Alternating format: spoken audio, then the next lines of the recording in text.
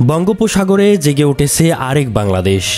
উজানি নদী ও ভূমির পলি জমে নোয়াখালীর দক্ষিণে সাগরের বুকে জেগে উঠেছে শতাধিক ছোট দ্বীপ। কোনোটি জোয়ারে ডুবে যায়, ভাটায় আবার ভেসে ওঠে, আবার কোনোটির অংশ জোয়ারেও ডুবে না।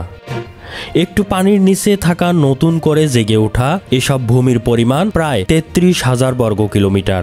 সেই হিসাবে সব দ্বীপ ও সাগরের গর্ভে জমা পলিতে কয়েক বছরের মধ্যে চট্টগ্রামের সমপরিমাণ ভূমি সাগরের বুকে জেগে উঠবে বলে আশা করছেন স্থানীয় বাসিন্দারা। সাগরের বুকে কি পরিমাণ দ্বীপ জমছে, কতটা বড় হচ্ছে বাংলাদেশের মানচিত্র, তা জানাবো আজকের এই ভিডিওতে। চলুন শুরু করা যাক। নোয়াখালী জেলার দ্বীপ হাতিয়ার দক্ষিণে জেগে ওঠা দ্বীপগুলো লক্ষ্য করা যায়। সমুদ্রে হাজার হাজার একর ভূমি জেগে উঠেছে। নোয়াখালীর দক্ষিণে বয়ার চর থেকে শুরু করে হাতিয়া উপজেলার পূর্ব দক্ষিণ অংশে এসব চর জেগে উঠেছে। এর মধ্যে অধিকাংশ দ্বীপের নামকরণ করা হয়নি এখনো।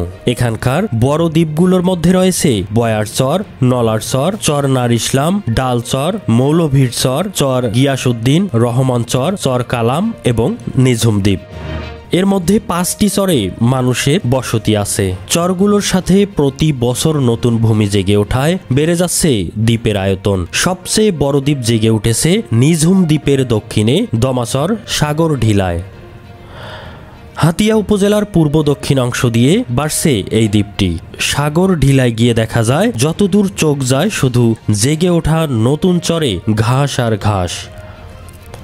দ্বীপের বাসিন্দারা জানান, দমারচর সাগর ঢিলার দক্ষিণে প্রতি বছর জেগে উঠছে নতুন চর।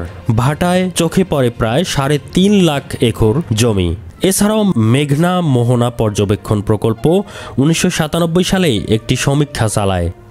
নোয়াখালীর দক্ষিণে ২০০ কিলোমিটার সাগর গর্ভে। ওই সময় তাদের সমীক্ষায় ধরা পড়ে নোয়াখালী থেকে দক্ষিণে ১৮০ কিলোমিটার পর্যন্ত সাগরের গভীরতা মাত্র ১৫ ফিট। ১৮০ কিলোমিটার যাবার পর আরও ২০ কিলোমিটার পর বঙ্গোপসাগরের গভীরতা ১২০ ফিট। ওই গবেষণা থেকে ধারণা করা হয় পরবর্তী ২০ বছরে বঙ্গোপসাগরের ওই এলাকায় বিশাল ভূমি জেগে উঠবে।